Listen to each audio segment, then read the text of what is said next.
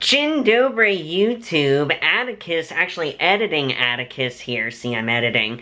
I'm actually giving a little bit of a prologue for today's Atticus Eats episode. Obviously, this is a little bit of a unique one, but I was wearing this exact outfit as I recorded my video for you all that you're going to be watching here right now. And it actually dawned on me as I was sitting here and editing that I am wearing a shirt that has beer in various languages on it.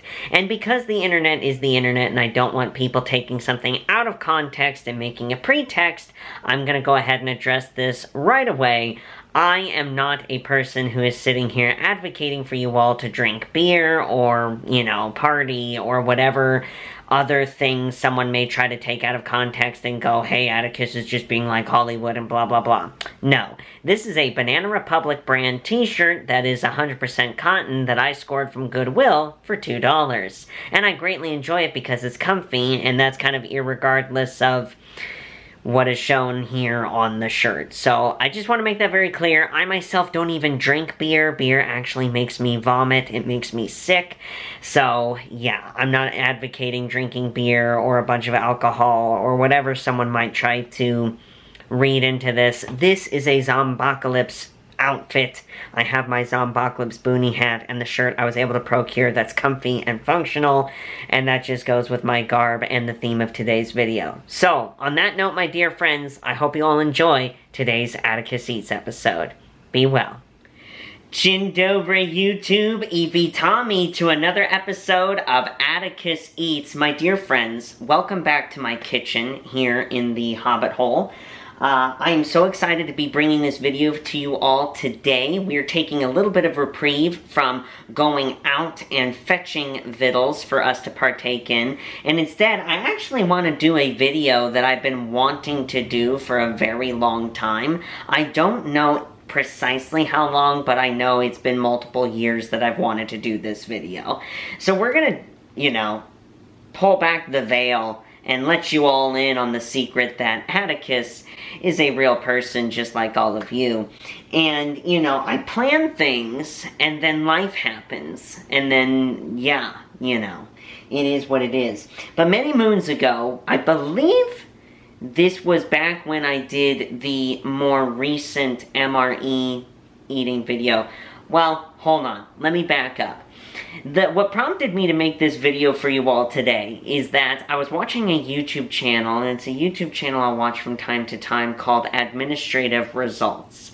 And he does a wide range of content that is, totally perfect for a LARPing tactical hobbit nerd like me. And so I was watching one of his most recent videos at time of recording today, and he was talking about the zombie apocalypse craze that just simply took, our country, especially in the United States of America, but really the world by storm. And number one, it did make me feel old because he was able to give a start and stop date that for me felt like it was just yesterday, but in reality was like 10, 15 years ago. So that's a thing. Anyways, I was a part of the zombie apocalypse craze that was. And obviously, he did a very good job in his video. Definitely go check it out if you want to kind of see the timeline of zombie nerddom.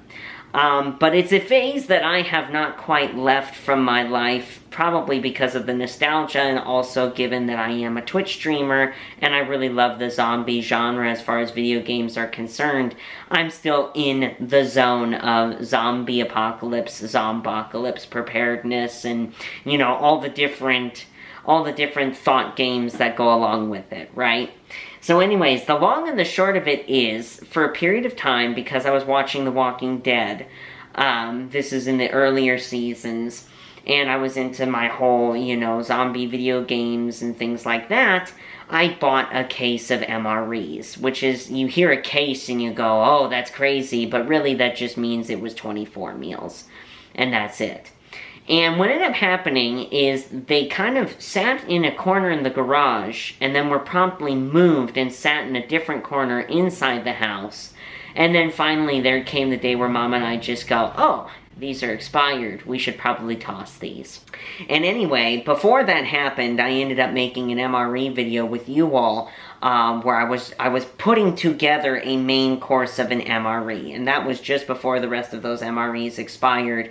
I think they were probably already on their way out, if you remember my reaction in that particular video. But, fast forwarding a little bit, I opened up several of the MREs because Mom and I have grown to actually love the MRE plastic spoons. They're very sturdy, excuse me, they're not turdy. They're turd colored, but they're not turdy. The MRE plastic spoons that come in the MREs, for those of you who don't know, in American MREs, they always will include a plastic spoon for you to be able to eat your food with. And these are just, honestly, some of the best spoons that Mom and I have ever interacted with. Like, lengthwise, and shape, and handleability, sturdiness, and all. These are some seriously awesome spoons. So what ended up happening is when Mom and I were purging the food items, we actually ended up busting them all open. And we were actually snacking on some of the things that were still good in the MREs, all the while to collect up the MRE spoons. But in one of my MREs, before I tossed it, I was able to find an actual Mountain House brand pouch of dehydrated granola. And it says here it's with milk and blueberries. And I thought to myself, you know what, that would be cool. We've done MREs together. We've done other forms of survival food, like the freeze-dried coffee, the Nescafe 3-in-1s. And we've tried other things that are definitely more of like the survival, stick in your zombie apocalypse bag and go kind of meals. And I just thought, hey, you know what? Instead of me needing to go to Walmart or something and buy a giant Mountain House bag of food, this one is actually a really cool, like, personal Hobbit-sized portion. And so I figured, let's go ahead, we're gonna dig into this today. You'll be able to see how freeze-dried food is, or not freeze-dried, excuse me, how dehydrated food is reconstituted and eaten, and I just think that's really cool. In looking at this, the ingredient list has a whole bunch of stuff that you should not eat unless it was in a survival scenario, so please be sure to hit that thumbs up button as Atticus takes one for the collective team here. Also, manufactured by OFD Foods Inc. in Albany, Oregon. That's pretty cool. But it is the Mountain House brand, which is awesome. So we're going to go ahead and get this made up. So it says to prepare, allow water just chemically purified to stand 30 minutes before adding to granola cereal. Well, we don't have to worry about that because we're using a bottle of water today. Open pouch and remove oxygen scavenger. As opposed to an absorber, this scavenges for oxygen, so that's fancy. And then add 2 to 4 ounces, scant 1/6 canteen cup of water to pouch. Stir and consume promptly, preferably within 1 hour. We're definitely going to consume it faster than that. So that is very cool. I'm very excited about this. So let's go ahead. We're going to open this up here, if we can. Yes, we can. Already. It smells very dehydrated. So we're consistent here. Let's see here. Where is the oxygen scavenger? I see lots of the dehydrated blueberries. Aha, there it is. That's not good. Why would they bury it? Alrighty. We're going to toss that and this, and I'm going to take a quick look here and show you. Ooh. There it is. That's pretty cool. It reminds me of the baby oatmeal. You know, it's not the regular oatmeal, it's like the Gerber baby oatmeal. That it's a really, really, really fine powder. And then the blueberries, obviously, they look kind of like blueberry raisins. They're very shrunk in. I don't think I ever finished my thought earlier, so I'm going to do that now. Regarding the zombie apocalypse stuff. So, obviously, I got into that case of MREs because of me wanting to be prepared for the proverbial zombie apocalypse. But in addition to that, I just thought that the sizing of this is so cool. One of the things that I thought was cool about MREs is the fact that you have multiple individually wrapped food things, and realistically a person doesn't need to eat the whole meal in order to be satisfied or have the energy that they need to keep moving forward. And I really enjoyed that. I thought that that was really cool because in my mind, and you'll see this as I discuss this in the MRE video, my strategy and thinking was, okay, if there is an emergency and this happens to be your food source to get from point A to point B, you can ration things, and then therefore the weight of your personal load that you're carrying ends up becoming less and less. And this is one of those, this is one of those things in the fictitious zombocalypse that's in our minds right now. I think it's really cool that here is a very, very lightweight and thin food item. Net weight is only 2 ounces, right? And that's probably mostly the packaging. It's cool to have this lightweight food item that you can stick in your zombie apocalypse bag with your water, your canteen of water, and be able to take off, slay some zombies for the day, and then make a hasty camp where you can sit and chow down on some victuals and restore your energy for more zombie slaying. But what I also think is really interesting about this too is unlike regular Mountain House meals where you have to boil your water, so now you can compromise your position to the zombies, if you have a fire going and therefore it leaves a smoke trail, scent trail, light trail. Some instances it's a sound trail or a sound giveaway. This is something that you don't have to do that. You can literally just take your water that you scoop out of the, the clean part of the toilet at the office that's therefore potable. And then you just take that and you stick it into here and you can eat, and it's kind of a more stealthy meal. I think that's particularly cool. So anyway, we have here, I'm going to set that down for a sec. We're going to mix things in the bag. We have here good old Mama Bear's Pyrex measuring container here, glass measurer. And what's cool about that is when I read the label, I was like, how much actually is 2 ounces of water in relation to cups and things like that? Because it was talking about scant 1/6 of a canteen cup, and that's a different cup than other cups. And so what I thought was really cool is Mom's Pyrex here is not only measured in cups, but it's measured in ounces as well. So 4 ounces is right down here at the bottom. It's not going to be stable as I show it here to you because my blood pumping in me is kind of shaking a little bit. Show that camera. There we go. But I have it just under the 4 ounce mark. Again, it doesn't look that way to you, but it is to me. It's about halfway between the 1/4, 1/3 of a cup and the 4 ounce mark, which is that first deeper line up there. So I'm kind of guesstimating 3 ounces of water. I don't want this to become soupy, but I don't want it to break my teeth because it's too dry either. So we're going to go ahead and carefully have our bag here, and we're going to go ahead and pour said water into the bag. There we go. Boom. That's in there. And we're going to take our MRE spoon, and we're just going to go ahead and mix that up and get that water in all the different bits and pieces and nooks and crannies here.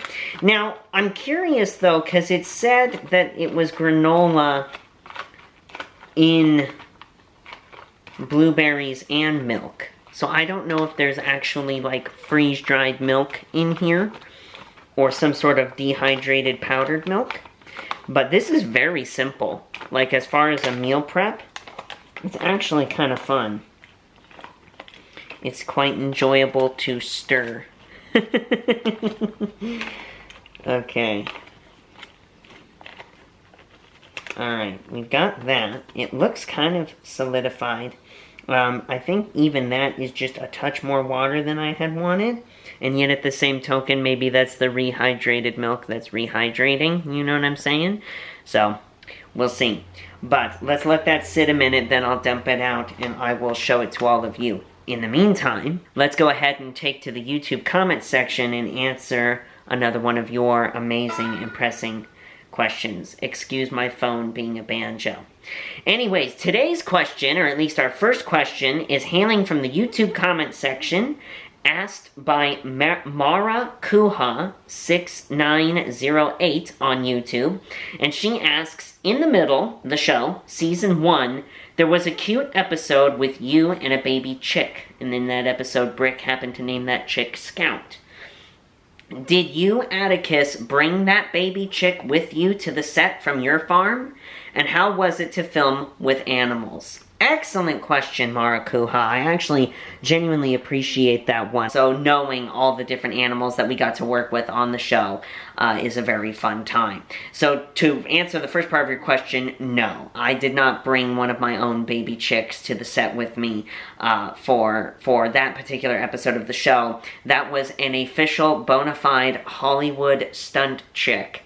And that's the way that it has to be due to unions, animal training, the welfare of the animal, etc. It was an actual industry certified chick for that particular episode. But working with animals on the show, it depends on the age of the animal and how long they've been doing the work. And that sounds humorous, but it's the truth. Also, what is the actual animal in question? All animals are very intelligent creatures. You know, they pick up on things, they understand things, but there's obviously certain animals that are better at that than others. For example, dogs are much easier to be trained and can do more things than cats do, simply because cats just don't want to work, and they'll just do whatever they want to do and they don't care. And so it's very interesting, and it's very cool to see all the different dynamics of even working with animal co-stars on set. Everyone from the rabbits, to the kittens, to the puppies, to Doris the dog, to the cat that was at Mike's work, to even the bear. The bear was an actual bear that was not CGI, that was an actual bear that went after the Hex vehicle. And so it's an insanely fun time. It's a really, really, really interesting, cool experience to see the animal trainers at work and being able to work with animals on set. Alrighty, well, I'm pretty sure this has reconstituted enough. And I'm gonna go ahead and pour it out here on a genuine article of China Mart brand China. And so let's go ahead and get this going for us here. Ooh, it's very purpley and blue. It kind of came out like blue diarrhea. Alright, thank you bag. So as you can see in there, the bag was all full of the juice. Now this is trash. Let's go ahead and show you all here. It's granola and blue stuff. It's like Smurf blood, almost. Alright, I'll be nice and close with you guys as I take this first bite here. We've got a little bit of everything right there. Yeah. Yeah. Here we go.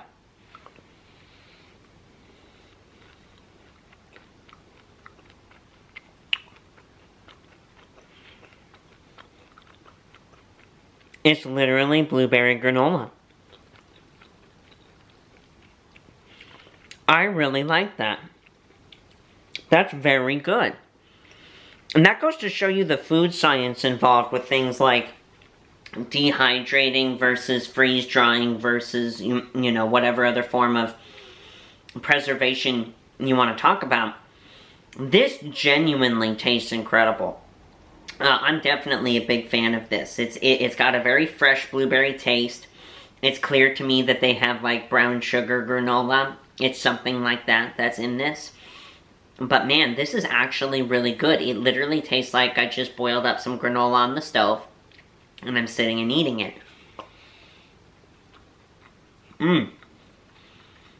I can taste the milk as well. I don't know if any of you have ever had Nido, N-I-D-O.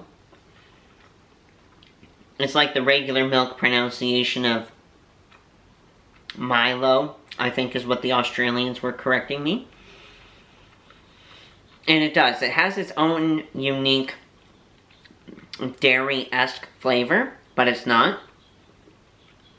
You can tell dehydrated milk from fresh milk like that you get from the store, or even better, that you get right out of the animal. But yeah, that's there, but it's not bad at all. It's a very gentle, you know, again, dairy taste, but coupled with the sweetness of the blueberries and the brown sugar and the granola.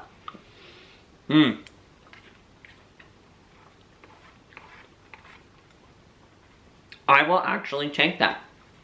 That's pretty good. I'm still chewing. I'm definitely going to take a few more bites of this, my friends, but I'll probably do it off camera. I'd rather get into the story portion of the video. And actually, I do have a fond memory because Mountain House brand and the concept of dehydrated food has come up. And it's actually very fun for me. So this is the first time that I have had dehydrated food, like a Mountain House meal, in a very, very long time. So what a lot of people don't know is just prior to me being on the middle, I actually spent much of my childhood years in scouting. So in Cub Scouts and then later on in Boy Scouts. My mom got me involved in the local troop, which was so ridiculously, incredibly fun for me. And it was so much fun for me because it actually wasn't all about high adventure and a lot of other things. My particular scout leader at the time, he was very much into kind of like a homeschooled-esque, he wasn't a homeschooled dad, but it was this way of wanting to teach and kind of get into the why behind certain things are the way that they are. So there would be instances for like emergency, but he would do a lot of biology and chemistry and science, you know, a lot of different historical aspects to it as well. And it was just so much fun. It was so much fun to be able to all be together, hang out, and learn about all those different nuances and things. And so I ended up actually going all the way through Cub Scouts. I joined as a wolf. Okay. You have Tiger as the youngest. I joined as a bobcat. And then, like, within a month, I was already a wolf. Because then I was on par with all of the other kids. And then I ended up becoming bear, which is what I think is next. And then Weebelows 1, Weebelows 2. And then after that, I graduated from the Scouts. And then I went into Boy Scouts. Boy Scouts was a whole different story. All of a sudden, I was plunged into all about high adventure and adrenaline and, like, dodgeball and things like that. And I really just did not jive with it. But at the same token as well, the middle was still going on. And so because of that, I ended up needing to quit scouting because I was working on the show. But I can remember the one and only Boy Scout campout that I went on, which was nothing like the Cub Scout campouts of old. And for that matter, even the campouts that my mom would take me on just of her own volition. It was random. I had to be a part of the I want to say squad, because I'm thinking of modern military now, but that's not what it was. Whatever was our group within the troop, I forget what it was called, so in the comment section below, please remind me of what it was called. Oh, it was the patrol. Thank you, you all helped me. It was the patrol. We had to have the patrol leader who was like 16 and didn't care. And so he would feign actually doing stuff, and then all of a sudden it was like nothing at all that he said, which I thought was hilarious. A prime example is when you join Boy Scouts and you do a new patrol, which is essentially like creating a new unit within the Scouts. Our guy, we were all trying to think of something, and he would just say everything. He would just say no to everything. And then finally, he was like, okay, we're going to be the water patrol. And I don't remember that he actually gave a reason why. So then, in addition to that, we got our patches for it. And he literally just drew the image of a water drop on a plain patch. And the first time everybody had their uniforms be washed, it washed off. So we were literally this blank patrol calling ourselves the Water Patrol. And it just, I'm cringing even now remembering it. But then we went on this first camp out. And all the other patrol leaders were like cool. They brought things like s'mores or hot dogs or even cold pizza. And then our patrol leader brought freeze-dried food, and it wasn't even the good ones like Mountain House brand. They were like really old. And anyway, he was like, okay, here kids, make this up. Never showed us actually how to make the food. We had to figure it out ourselves. And then on top of that, he went to go hang out with his friends in a different patrol who were eating cold pizza. So we were literally sitting and eating like freeze-dried pea soup with chicken. And he's down there living it up. Man, it's awesome getting old, because then you can rat on everybody, you know? So anyway, that was the last time I had a freeze-dried meal. It was terrible. But this, I mean, man, if we had this on that Boy Scout camp out from man, we would be sitting pretty. We would be sitting pretty. I'd be very happy. So anyways, story time from Atticus's past. On that note, let's go ahead and answer one more question before we wrap up today's video today. And my dear friends, I want to thank you for joining me on today's video. There's definitely going to be a mixture moving forward, my friends. Not only of me going out and trying the new restaurants and the big chain restaurants that we can all enjoy together, but also I have a couple more ideas for videos made here at home, here in my own kitchen. So definitely stay tuned for that, and subscribe to my channel if you've not done so already. But this next question comes from, it's a follow-up question from the Game Czar, who has asked, and we have answered questions of his in the past. On YouTube, he writes that he was actually telling me a story, and really telling all of us in the comments section, about a steak, which was actually cheesecake, that he witnessed in a theater performance. There was an actor who was eating a steak in a scene, and he was acting very well that he enjoyed eating said steak. And the Game Czar went up to him after the performance and essentially said, hey, wow, you eating that steak was very believable. How was that steak? And the guy said, no, it wasn't steak, it was cheesecake that they cut to make look like a steak. Because and then I guess the result is he really likes cheesecake, therefore he acted well. But he was asking me, as someone who has eaten in front of a camera before, but as far as a performance goes, do you actually enjoy eating in character on stage, or would you rather just fake it? And by faking it, I mean, I'm assuming, Game Czar, that you mean miming it, where you take like this much amount of food, and then you,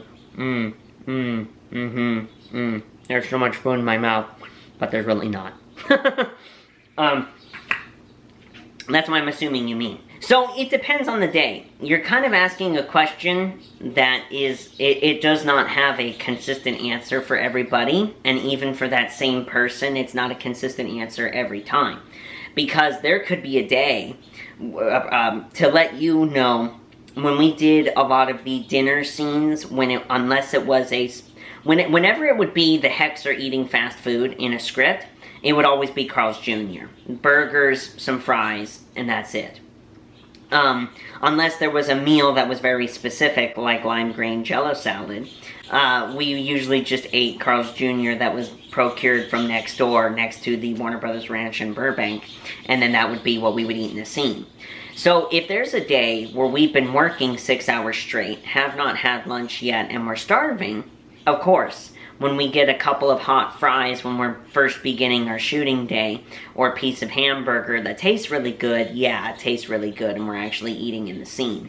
But you can't sustain that, especially when we get into the scenes that we have had, which were like 5, 6, 7 pages long at the Heck dinner table, or even worse, at Thanksgiving time. That was where, you know, you're eating food that's now really stale, really cold, and you want to try to eat as little of it as humanly possible, right? And so, yeah, things would get congealed, like ketchup would get congealed if it was in evidence on our plate.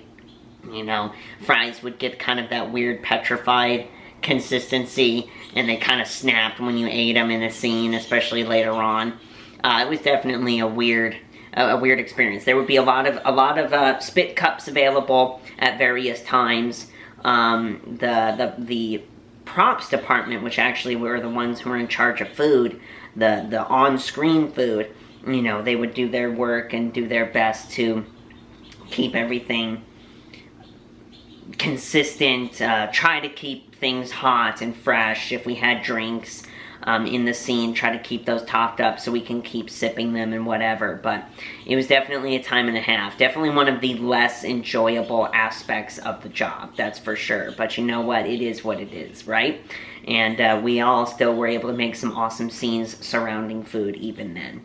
But as far as enjoying it, no, not 100% of the time, but it depends on the day. Anyways, thank you, my dear friends, for those awesome questions, and all of you for watching this video. My dear friends, if you do me a favor, please scroll down into the description box of the video. I have 2 links there that are very important. One is the link to my Twitch channel. I go live on my Twitch every Monday, Wednesday, and Saturday at 3 p.m. Pacific. I am a Twitch streamer, and for those of you who don't know exactly what that is, Twitch is essentially Amazon's answer to YouTube, but instead of it being about videos, it's about live streaming, where you can interact with me live. Usually it's playing video games, but being able to talk and have some good fellowship with each other. It's a very nice community that I have on Twitch. I'm very proud of them, very grateful for them. So if you'd like to have some good Christ-centered, morally sound fellowship with each other, get to nerd out over some cool zombie apocalypse video games and other video games, definitely come on to my Twitch channel, check out my stream. Please be nice and obey the rules, be kind, and I definitely hope you will enjoy that and partake in that. If you don't have a Twitch account, consider making one. It's free, and you get to support me and hang out with me live. Also, check out the link to my Cameo page in the description box below. I would love to have the opportunity to make yours or your loved one's special days extra special, so please definitely book me down on Cameo for a personalized video shout out from me. That also goes a long way to support the work that I do here on my channel. Also, please be sure to share this video on all your social media. Also helps me a ton and gets the old YouTube algorithm pushing me out into the interwebs so we can continue to grow this community and have a lot of fun surrounding around food and memories together. You guys are awesome. God bless, and I'll see you in the next video. Do widzenia. I just want a great life, something where I feel like I just didn't